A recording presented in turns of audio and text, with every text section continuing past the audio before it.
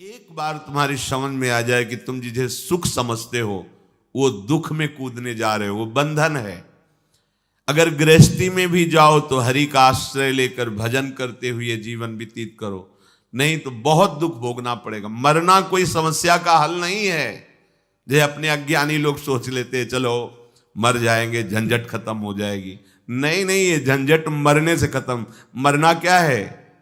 एक स्वप्न है, आंख खुलेगी फिर नया जन्म, फिर नया प्रपंच, फिर नया दुख। कैसे कैसे दुख हैं। शरीर है पर चल नहीं सकते, एक कदम भी उठाना है तो दूसरा। कैसा जीवन! पूरे जीवन आंख नहीं है, कुछ देख नहीं पा रहे, कान नहीं, कुछ सुन नहीं पा रहे, जवान नहीं, कुछ बोल नहीं पा रहे। खाने की व्यवस्था है, लीवर फेल हो चुका है। लीवर बढ़िया है, भोजन की व्यवस्था नहीं। देखो ना, भोग भोग रहे हैं, तृष्णा बढ़ रही है, कामना बढ़ रही है।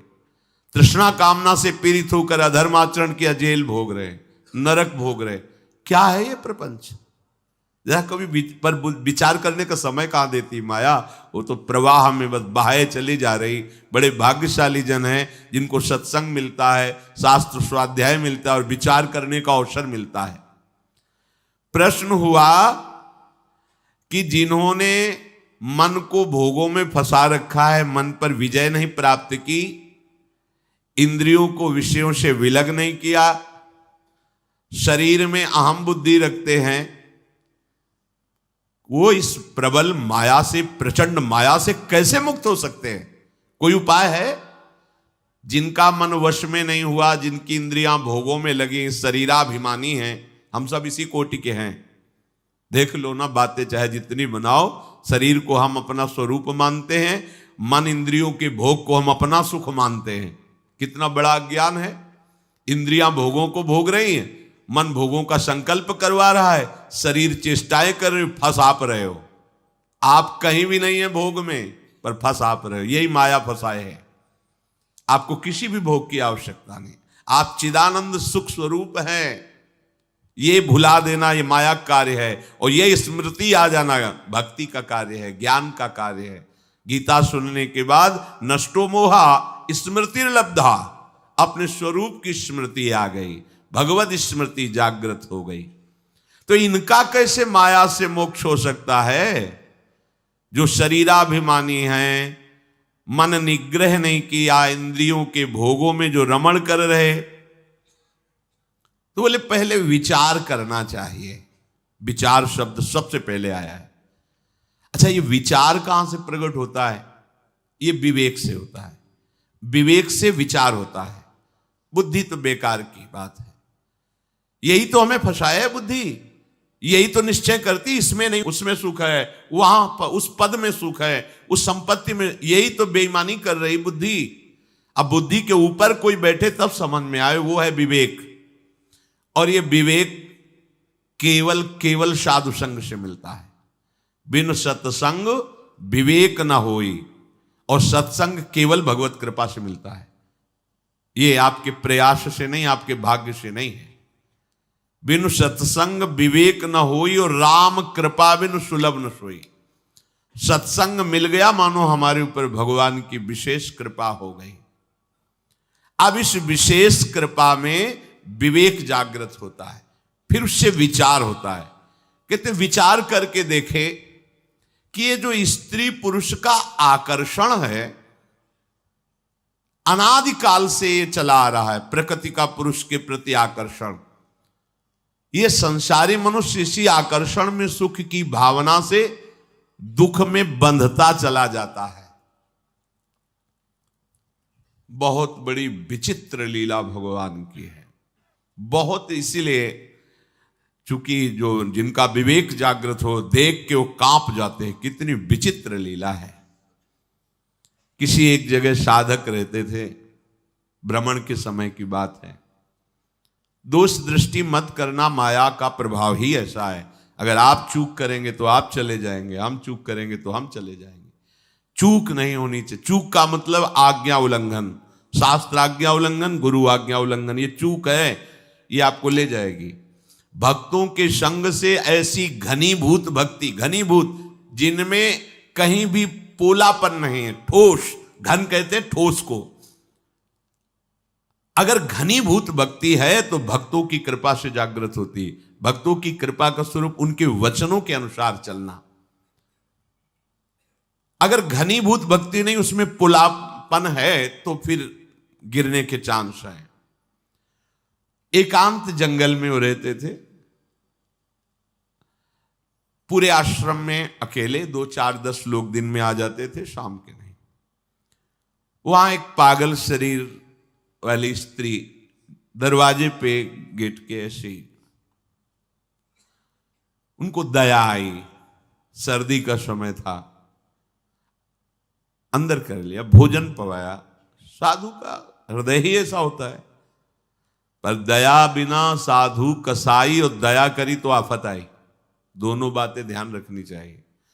दया, अगर भगवद स्मृति चल रही है तो तुम्हारी ठीक है, और अगर भगवद स्मृति में बाधा पड़ जाए तो दया छोड़ के तुरंत भाग पड़ना चाहिए। याद संभालनी चाहिए। याद गई तो दया फंसा देगी, बस ध्यान रखना।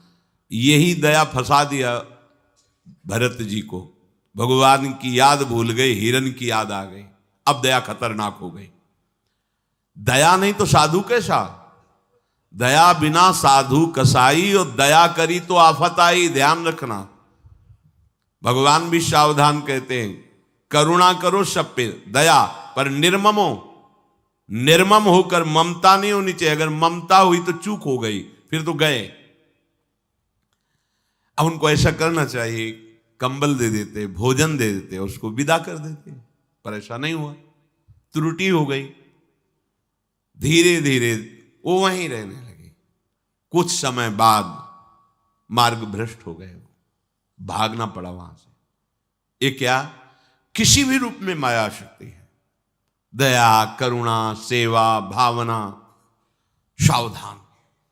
अगर विवेक है, विचार है, तो आज्ञा पर चलो। शास्त्र आज्ञा पर चलोगे, कहीं कोई बाल बांका नहीं। शास्त्र आज्ञा करता है, बलवान इंद्रिय ग्रामो विद्वानमपि कर्षति। इंद्रियां बड़ी बलवान हैं, बड़े बड़े ज्ञानियों को, विद्वानों को भी विषयों में फंसा देती हैं। इसलिए परस्पर प्रकृति पुरुष के आकर्षण से उपासक जो बचने के लिए चला है, उसे एकांत में कभी संभाषण या किसी भी तरह की एकांतिक वृत्ति परस्पर आकर्षण वाले शरीर के साथ स्वीकार नहीं करनी चाहिए, नहीं तो बंध जाएगा। देखो ना, सुख की प्राप्ति के लिए वो चेष्टा करता है और उससे बड़े बड़े दुखों का सामना करना पड़ता है। जो पुरुष भगवान की इस माया से पार जाना चाहता है, उसको ये विचार करना चाहिए कि मैं सारी चेष्टाएं सुख के लिए कर रहा हूं, फिर मुझे दुख क्यों भोगना पड़ रहा है। ये बात बहुत सुंदर बात। कर्मण्यारभमाणानाम दुख हत्यै सुखाय च। मैं तो कर्म जितने भी कर रहा हूं सुख के लिए कर रहा हूं, फिर मुझे दुख क्यों भोगना पड़ रहा है। इसका मतलब जिसे हम सुख समझ रहे हैं वो दुख है। दुखालयम, भगवान कह रहे दुख योनयः, इससे प्रकट ही दुख होता है। देखो, विचार करना चाहिए। नित्यार्तिदेन वित्तेन दुर्लभे नात्म मृत्युना गृहापत्याप्त पशुभि का प्रीति साधितैश्चलै। एक धन को ले लो, इसमें हमारी सुख बुद्धि हो गई, दिन दिन इसको बढ़ाने की अंदर लालसा बढ़ी। अब चाहे पाप से कमाई हो, चाहे हिंसा से, चाहे बेविचार से। अक्षरशः सत्य है, अपने हृदय को नाप के देख लेना, शास्त्र है। इसके पाने के लिए बड़ी बड़ी कठिन क्रियाएं, दुखद क्रियाएं करता है। इसी बात से तो घृणा हुई थी पिंगला जी को। जनकपुरी में, विदेहराज की नगरी में ये वैश्यावृत्ति करती थी। अपने शरीर को बेच करके धन कमाना।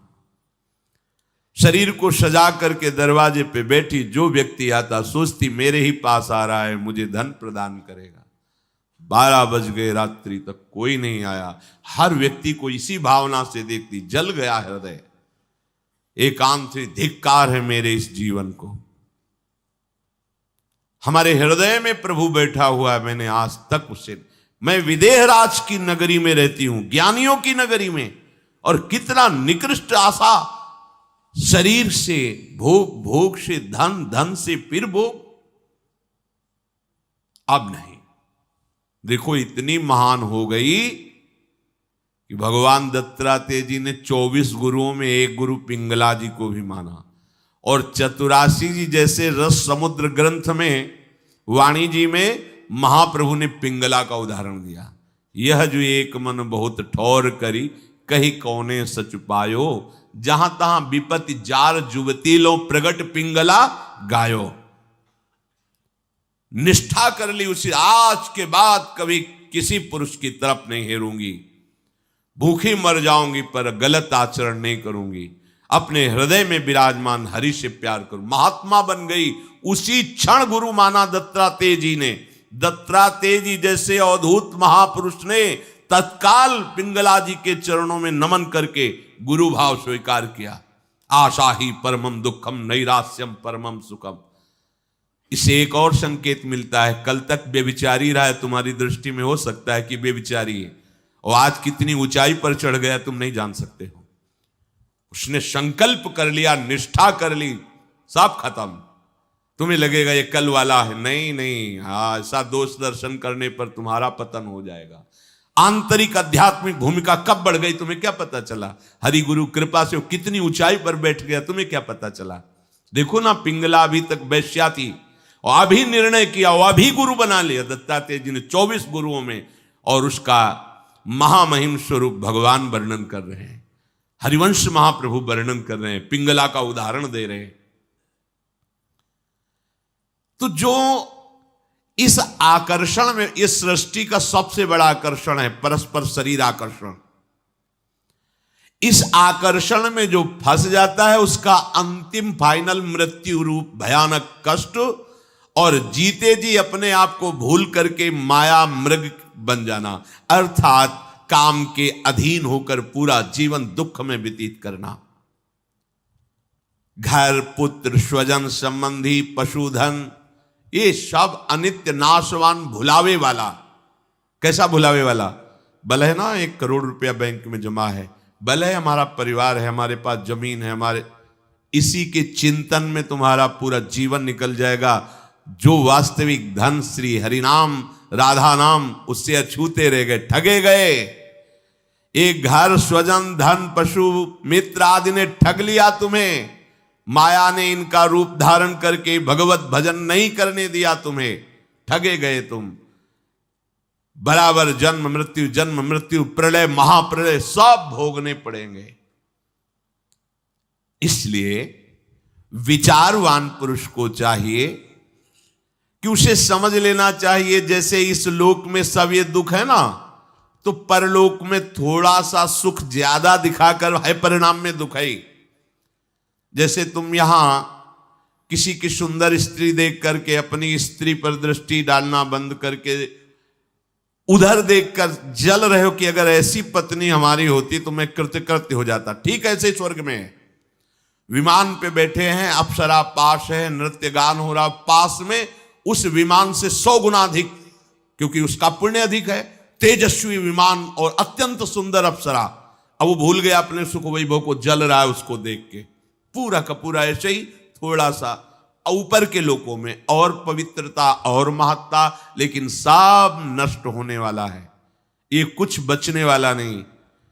आ ब्रह्म भुनान लोकान पुनरावर्तिनो अर्जुन, ये सब नष्ट, परिवर्तनशील, आने जाने वाला है। इसलिए कोई दान पुण्य इस भावना से न करे कि स्वर्ग में सुख प्राप्त करेंगे, क्योंकि वो भी ऐसा ही है, उसमें भी शांति नहीं है, परम आनंद नहीं है। क्या करे? तो मेरा अब पतन ना हो, नाश ना हो, भय से मैं मुक्त हो जाऊं, इसके लिए तस्मात् गुरुम प्रपद्येत जिज्ञासु श्रेय उत्तमम शाब्दे परे च निष्णातम ब्रह्मण्युपशमाश्रयम्। अब उस विचारवान पुरुष को चाहिए कि वो गुरुदेव की खोज करे।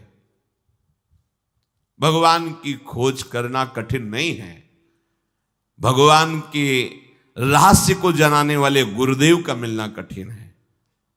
महत्संगस्तु सुदुर्लभ हो, अपने लिए तो कह रहे हैं अनन्य चेता सततम यो माम स्मृति नित्य सहा तस्याहम सुलभा, मैं सुलभ हूं। पर वासुदेवा सर्वमिति समहात्मा दुर्लभा सुदुर्लभा, मैं सुलभ हूं पर महात्मा दुर्लभ है। अगर महात्मा मिल जाए तो अनन्य चित्त होने में देर नहीं लगेगी। तात स्वर्ग अपवर्ग सुख धरी तुलाए कंग, तूलन ताय सकल मिली जो सुख लव सत्संग। गुरु की खोज करनी चाहिए। कैसे करनी चाहिए? पहले उस अव्यक्त गुरु से प्रार्थना करनी चाहिए, परमात्मा से, ईश्वर से, प्रभु से, हे नाथ आप हमें गुरुदेव रूप से मिले। मैं नहीं जानता कौन गुरुदेव है, कैसे होने चाहिए। इतना ज्ञान विद्यार्थी को क्या ज्ञान कि कौन टीचर किस स्थिति में है, कितना प्रवीण है, वो तो विद्यार्थी है बेचारा। हाँ, प्रिंसिपल जान सकता है, जो टीचरों के ऊपर अधिकारी, इनमें से कौन सा प्रवीण है, कौन किस कोटि का, किस स्थिति का। ऐसे ही सब गुरुओं के परम गुरु जगत गुरु भगवान श्री कृष्ण हैं।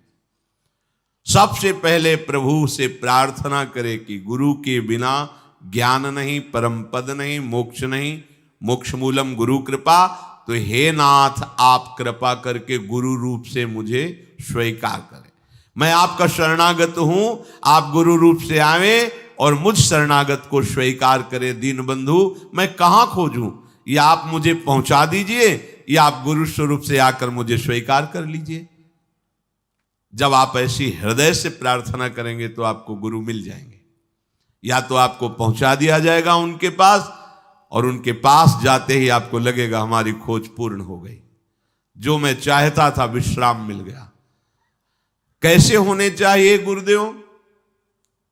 शाब्दे परे च निष्णातम, शास्त्र ज्ञान से पूर्ण होना चाहिए, और ब्रह्मण्युप समाश्रयम, भगवत प्राप्त होना चाहिए, ब्रह्मबोध होना चाहिए।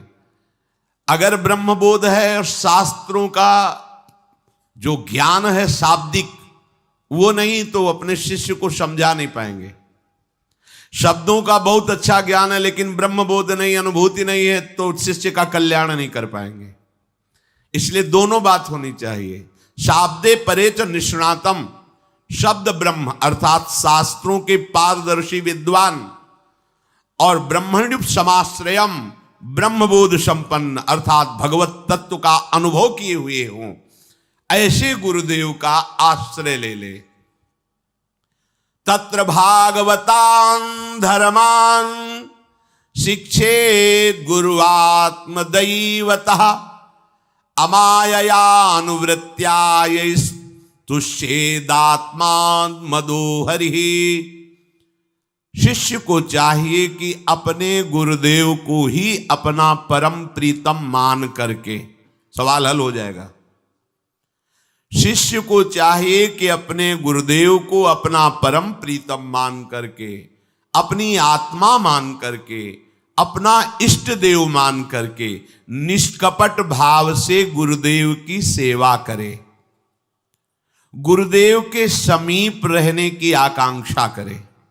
समीप रहने का भाव उनकी आज्ञा में रहना।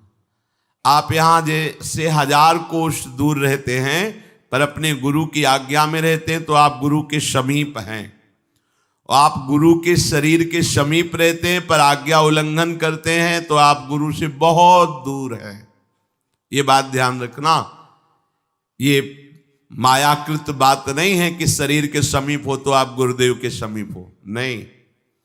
गुरुदेव की आज्ञा का पालन करते हो, बहुत दूर हो तो गुरुदेव के समीप हो, और गुरुदेव की आज्ञा का उल्लंघन करते हो तो शरीर के समीप रहते हुए भी आप बहुत दूर हैं गुरुदेव से।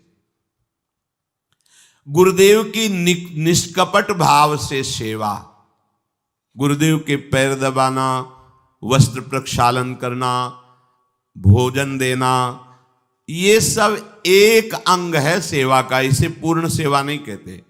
पूर्ण सेवा कहते हैं गुरुदेव की आज्ञा में जीवन समर्पित कर देना। अब क्या करवा रहे हैं इससे हमें मतलब नहीं। आप खड़े रहिए यहां, आप बैठ जाइए, आप ये कीजिए, हमारा जीवन समर्पित है, हमें इनकी आज्ञा पर रहना है। और ये बात भगवान देख रहे हैं कि आप भगवान के नाते ही गुरु को भगवान मानकर अपना मन वचन कर्म से उनकी अधीनता स्वीकार की, तो भगवान ही आपको बोध करा देंगे कि मैं गुरु रूप में हूं, मेरा ये स्वरूप है। परमानंद में निमग्न हो जाओगे।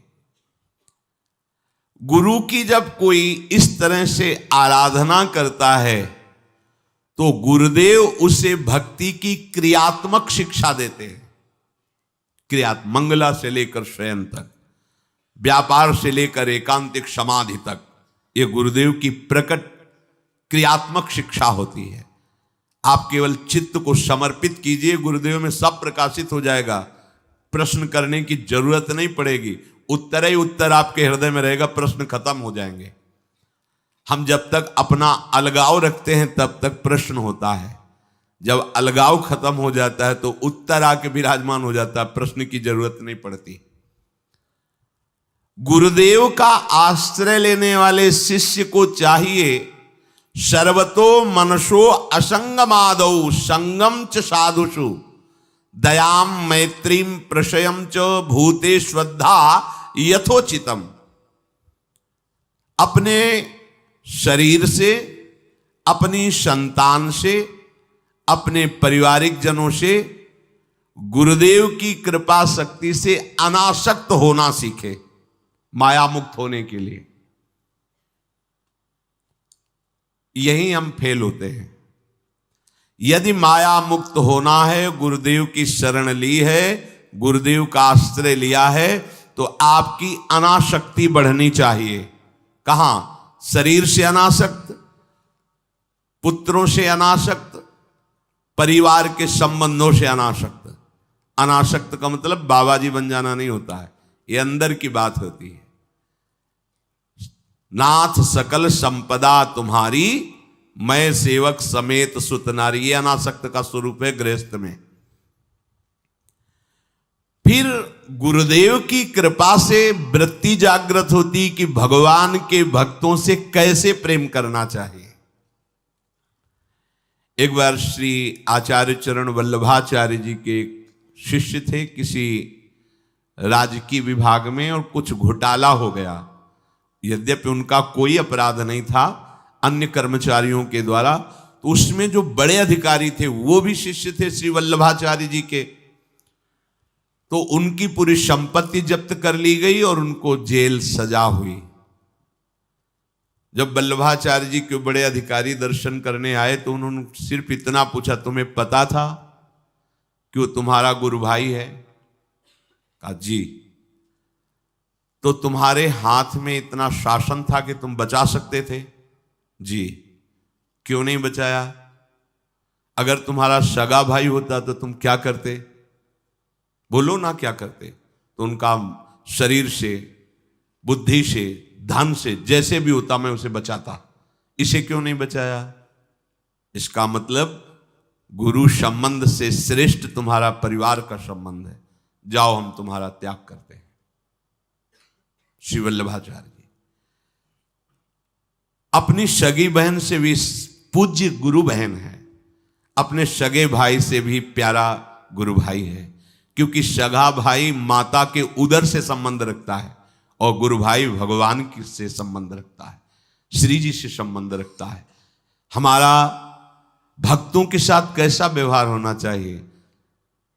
कम से कम सगे भाई जैसा तो होना ही चाहिए। वैसे तो लालाचार्य जी को आचार्य चरण ने आदेश किया था कि भगवान के प्रेमी जनों को भगवान के समान देखना चाहिए। यदि ऐसा न हो तो गुरु के समान तो देखना ही चाहिए। तो उनका ऐसा भी नहीं कर सकते, आपके समान मैं किसी को नहीं मान सकता।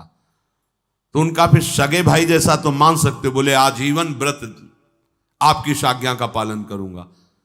तो पूरा चरित्र आता है उनका उसमें कि कोई वैष्णव का शरीर बहा जा रहा था, उन्होंने उपहास किया लोगों ने, तो तुम्हारा वो लाए और संस्कार किया और भगवान के पार्षद आए प्रसाद पाने। बड़ा चरित्र है। इसमें कह रहे यदि माया मुक्त होना चाहते हो, गुरु का आश्रय, उनकी सेवा, मन वचन कर्म से उनकी अधीनता और शरीर संबंधियों से अनासक्ति। इसके बाद भगवान के वैष्णव जनों से, भक्तों से कैसे प्रेम करना चाहिए, यहां ये बात क्यों कह दी? क्योंकि यही अपराध सब मिटा देगा आपको। ध्यान रखना, सृष्टि में कहीं भी आप भयंकर अपराध करोगे तो सबसे पहला काम होगा गुरु पर दोष दृष्टि हो जाना, गुरु से संबंध हटवा देना। क्योंकि तुम्हारा तभी नाश होगा जब गुरु पर दोष दृष्टि और गुरु से संबंध हटेगा, तभी माया तुम्हें रौंद पाएगी। नहीं, गुरु मेहरबान तो चेला पहलवान। अगर गुरु कृपा दृष्टि है तो घोर प्रपंच में खड़ा भी हो तो भी माया उस पर आंख नहीं दिखा सकती। ऐसी भगवान की गुरु महिमा है।